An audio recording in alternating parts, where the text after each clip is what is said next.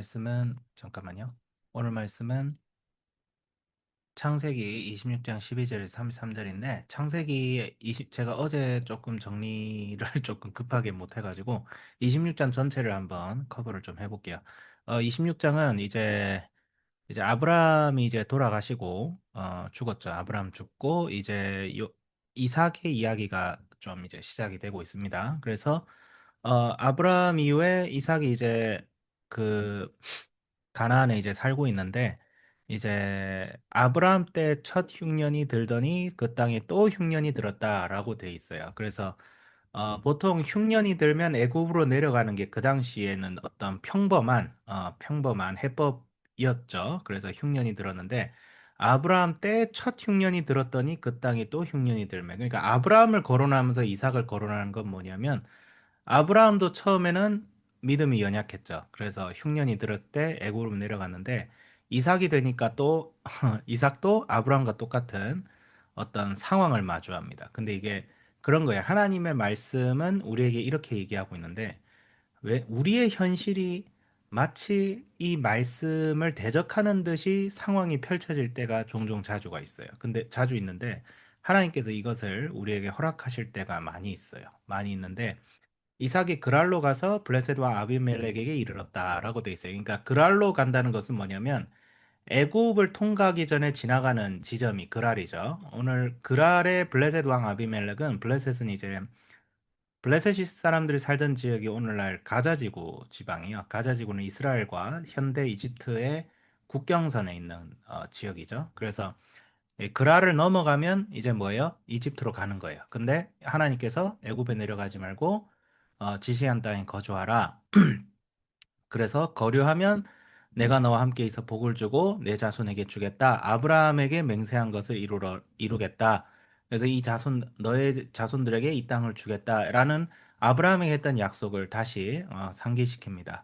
그러면서 5절에 굉장히 제가 이걸 보면서 살짝 의아했던 말씀이 있어요. 이는 아브라함이 내 말에 순종하고 내 명령과 내 계명과 내 율례와 내 법도를 지켰음이니라. 그러니까 아브라함이 순종했기 때문에 이 아브라함의 언약대로 내가 너에게 행하겠다. 약간 문맥상 그렇게 보이고 실제로 그렇게 쓰여져 있습니다. 근데 이게 우리에게 조금 이상한 게 하나님의 약속은 하나님은 신실하신 분이기 때문에 우리의 행동의 불충함과 우리의 행동의 불완전함에도 하나님은 함께 하시고 역사하시는 분이 아닌가? 왜 여기서는 이렇게 약간 조건부처럼 나오지? 라고 조금 의아함이 생겼어요. 제가 말씀 묵상을 오늘 하다가 생겼는데, 근데 결론적으로 얘기하자면 그 해답이 약간 6절에서 나오죠. 이삭이 그랄에서 거주했는데 아브라함하고 이삭이 약간 그 아버지의 그 아들인가? 네, 또 아내를 누이라고 속이는 예, 이 시대가 참 뭔가 이상한 시대였던 것 같아요. 약간 자기 와이프를 누이라고 속이지 않으면 신변 보호가 안 되는 세상이었나, 그때가?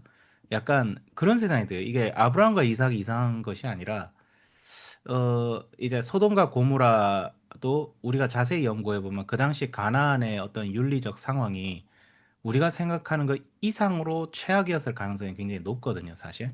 이게 단순히 소돔과 고모라면 유난히 나쁘다라고 보기에는 조금 그런 게 어요 이게 성경 신학자들도 그 당시 고대 굉장히 야만적인 시대였다라고 알려져 있는데, 그래서 이삭도 아브라함도 똑같이 이제 그렇게 하죠. 자기를 죽일까 하여 내 아내라 하기를 두려워함이었다. 근데 이삭이 거기 오래 거주하다가 블레셋 왕 아비멜렉이 마침 그걸 본 거예요. 이삭이 지 누이를 껴안고 있는 걸 보면서 누이가 아니고 아내구나 해가지고 어, 그래 됐는데 결국 이제 아비멜렉이 이제 이삭의 아내를 법적으로 보호해 줍니다. 법적으로 보호해 줘서 다행히 이 문제가 넘어가게 됐는데 근데 이 에피소드가 보여주는 것은 하나님의 말씀에 우리는 순종해야 되는 게 맞습니다. 예. 순종하고 하나님께서는 순종을 요구하십니다. 그러니까 우리는 하나님을 은혜로 받아들였지만 은혜를 주신 하나님께서는 우리에게 순종을 요구하세요. 이게 마치 어떤 거 같냐면 약간 비유를 들자면 그거 같아요. 우리 옛날에 아이들 교육시키려고 너 청소하면 500원 줄게 뭐 이러신 적 있어요, 혹시? 혹시 그렇게 너 여기 방 청소하면 500원. 500원 받아서 어디다 쓰실 건데요, 솔직히. 아니, 그게 아니고 그렇게 방 청소를 당연히 해야 되는 거 아니에요, 그거? 500원을 줄 필요가 없잖아요. 지방을 제가 청소하는데. 근데 이게 뭐냐면 하나님께서 우리에게 순종을 요구하신 것은 그 순종이 하나님께 충분하거나 필요해서가 아니라 우리를 연단시키고 훈련시키기 위해서 필요하고 하나님께서 우리로 하여금 더욱 주님을 보게 하기 위해서 순종을 하는 거죠. 그러니까 여기서 순종을 요구하는 것은 무슨 이제 기브앤테이크의 개념으로 보면 안 되고 기브앤테이크의 개념은 이제 중동의 고대 다른 종교들의 특징이 그거였어요. 신에게 귀한 재물을 바치면 신이 우리에게 복을 줄 거야. 이게 이스라엘을 제외한 이방 민족들의 종교 관습이었어요. 이게 하나님께서 이스라엘을 벌 주신 이유는 아이러니하게 이스라엘이 하나님 말씀에 순종하기보다 다른 신들 섬기는 것처럼 귀한 재물을 여호와께 드리면 야훼가 우리에게 복 주겠지? 이런 식으로 하나님께 다가갔다가 하나님께 사실 저주받은 거거든요. 나를 그렇게 언제 섬기라고 했냐? 나는 제사보다 순종을 더 원한다. 이렇게 얘기했는데 여기서 순종은 하나님 말씀에 대한 자세입니다. 그러니까 순종은 어떤 도덕적 완벽함을 얘기하는 것이 아니라 내가 비록 부족하고 넘어질지라도 하나님의 말씀 앞에 내가 어떤 자세를 가지고 있느냐. 그러니까 쌩 까느냐 아니면 불완전할지라도 그 말씀에 순종하고자 하느냐. 그것이 결정적인 차이인 것 같아요. 근데 아브라함은 하나님께 은혜를 받은 자로서 순종으로 하나님과의 관계, 그러니까 순종은 어떤 관계적인 언어예요. 어, 순종은. 그래서 하나님께서 베드로 보고 내가 나를 사랑하느냐 세 번 얘기하셨을 때 하나님께서 베드로에게 요구하셨던 것은 너가 지금 부족하고 힘들고 어렵지만 그리고 나를 세 번이나 배신할 정도로 너희들은 연약하지만 그럼에도 나를 사랑하느냐. 너의 사랑이 불완전할지라도 너는 나를 사랑하느냐. 그것을 보시는 거죠.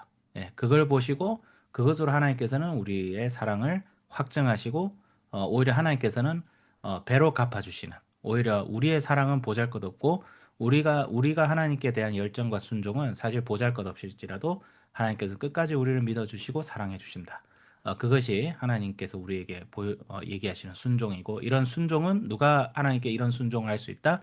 하나님께 은혜를 받고 믿음으로 하나님을 믿음으로 그분께 은혜를 받은 자만이 이런 순종의 삶을 살아갈 수 있지 않을까 생각합니다. 그래서 14절에서 22절을 보면 근데 또 불합리한 대우를 당해요. 그러니까 12, 13절에서 엄청난 복을 받아요. 그러니까 뭐 100배의 소득 경제적인 엄청난 축복을 받습니다. 하나님께서 우리에게 풍성한 삶을 허락하십니다. 허락하시는데 중요한 건 뭐냐면 복을 주고 나서 또 불합리한 일이 시작돼요. 그러니까 양과 소가 떼를 이루고 종이 많아져서 그러니까 이삭이 잘 나가기 시작하니까 블레셋 사람들이 그를 시기하기 시작한 거예요. 그래서 우물을 막았어요. 근데 이게 참 희한한 게 아브라함 때에 그 아버지의 종들이 판 모든 우물을 막았다. 그러니까 이게 뭐냐면 이삭을 경제적으로 완전히 고립시키고 망하게 하려는 거예요. 그 당시 우물은요 생존의 문제였어요. 그 당시 우물이 있는 곳에서만 농사를 지을 수 있고 목축을 할 수 있는데 아브라함 때 팠던 우물들 다 막았다는 거예요. 굉장히 못된 사람들이에요. 어떻게? 근데 이제 아비멜렉은 이삭에게 뭐라고? 내가 우리보다 크게 강성한 적 우리를 떠나라 이렇게 하고. 그래서 이삭이 그러니까 참 희한한 게 하나님께서 복 안 줬으면 이삭 안 떠났어요. 그러니까 하나님이 복을 줬는데 이삭이 떠났어요. 이게 우리 입장에서 보면 좀 이해가 안 돼요. 이럴 거면 하나님 차라리 복을 주지 마시지.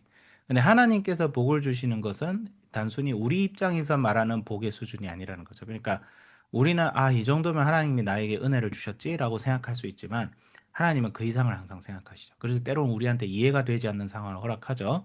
근데 이삭의 자세가 좀 다릅니다. 이게 리브가를 누이라고 속여 팔 때와 좀 다릅니다. 우물을 팔아요. 근데 우물을 팠는데 우물 팠더니 또 뭐지? 이 갑질하죠. 갑질했더니 애색이라고 합니다. 애색은 뭐냐면 이제 원어적으로 다툼. 두 번째 우물을 팠어요. 신나, 대적함. 이삭도 원통에서 제적했는지 몰라요. 그런데 세 번째 우물을 팠을 때는 이제 태클 거는 인간이 없는 거예요. 그래서 르호봇이다. 의미는 장소가 넓다, 넉넉하다. 하나님께서 이제 우리를 번성하게 하시겠다라고 해서 이렇게 합니다. 그 다음에 아비멜렉과 평화 조약을 맺게 되죠. 하나님의 함께 하심을 아비멜렉이 보았다. 아비멜렉이 이삭을 통해서 보고 이삭은 그걸 통해서 평화를 누리게 되죠. 그래서 브엘세바 약속의 우물이다. 원어적으로 약속의 우물이다 하는데 약간 이제 이 본문을 보면서 일단 제가 적용이 되어지는 부분은 순종 자체는 도덕적 완전함 이전에 하나님 말씀 앞에 우리의 자세이고 우리의 순종이 불안해도 하나님께서는 이를 신실하게 붙잡아 주시는 분이시고, 그 다음에 그 이해되지 않는 순간에도 하나님 뜻대로 대처하는 거죠. 그러니까 이해되지 않는 순간이 사실 우리의 본 모습이 우리가 힘들고 이해가 되지 않는 순간에 드러나죠. 근데 이제 이삭은 그 상황에서 무력을 사용한다든지 아니면 비굴하게 한다든지 그렇게 하지 않았죠. 이삭은 과감하게 다툼을 피합니다. 오히려 그 세상 가운데서도 평화를 이루어내는 것을 보면서 우리가 이 세상 속에 살면서 때로는 이 신앙 때문에 왠지 안 좋은 시선을 느낄 때도 있죠. 있죠. 물론 우리나라는 그래도 종교의 자유가 있으니까 그런데 중동에 사는 제 최근에 중동에 사는 그리스도인의 그 얘기를 들은 적이 있는데 진짜 거기는 생존의 문제예요, 진짜. 예. 그러니까 국가적 차원에서는 종교의 자유가 있다고 하는데 지나가다가 어떤 이상한 사람들에게 몰매를 맞을 수도 있고 참 그런 상황 속에서 하나님이 살아계시면 어떻게 할 수 있을까라고 생각을 해보는데 하나님의 약속과 신실하심을 날마다 우리가 아, 확신해 나가지 않으면 그런 삶을 우리가 하나님 앞에서 경험해 나가지 않으면 세상을 살아가면서 정작 어려운 일이 닥쳤을 때 우리가 우리의 방식과 지혜를 더 신뢰하게 될까? 아니면 하나님의 그래도 하나님 살아계심을 더 신뢰하게 될까? 하나님의 말씀에 순종할 수 있는 힘은 하나님께서 이때까지 우리의 삶 속에 어떻게 역사하셨는지를 우리가 눈으로 보고 귀로 듣고 배웠기 때문에 그랬을 거라 생각해요. 말씀이 말씀대로 우리 삶 속에 이루어지는 것을 경험하는 거죠. 그런 걸 보면서 나도 더욱 이삭처럼 하나님의 말씀 붙들고 그 약속을 붙든다는 건 뭐예요? 다시 오실 예수님을 기대하면서 예수님께서 지금도 성령을 통하여 우리와 함께 계신다는 사실을 우리가 명심할 때, 우리가 그것을 상기할 때 우리의 삶 속에 실제로 역사하시는 하나님의 그 신실하심을 우리가 이해할 때 그것이 가능하지 않을까 그런 생각이 좀 들었습니다. 본문이 참 많은 걸 얘기하고 있는 게 있는데 사실 이거 시간이 또 없으니까 여기까지만 하고 정말 이삭과 함께 하시는 우리 하나님께서 우리 가운데도 함께 하시기를 기도하겠습니다. 기도하겠습니다. 거룩하신 하나님 아버지 감사합니다. 이삭의 삶을 통해서 우리가 이 세상을 어떻게 살아가야 될지를 배웁니다.